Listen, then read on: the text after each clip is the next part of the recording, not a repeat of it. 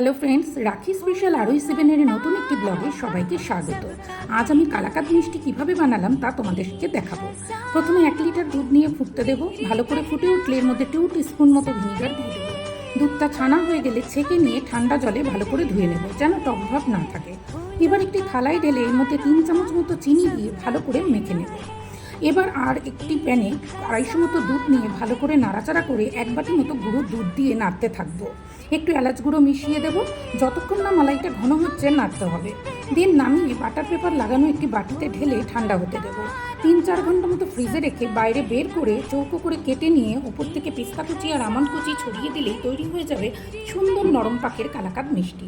দেখো বন্ধুরা, কি সুন্দরভাবে কালাকাঁদগুলি তৈরি হয়েছে। খেতে তো জাস্ট অসাধারণ হয়েছে। আজকের ব্লগটি কেমন লাগলো অবশ্যই জানিও। আর আমার চ্যানেলটিকে ফলো আর সাবস্ক্রাইব করতে একদম কিন্তু ভুলো না। টাটা।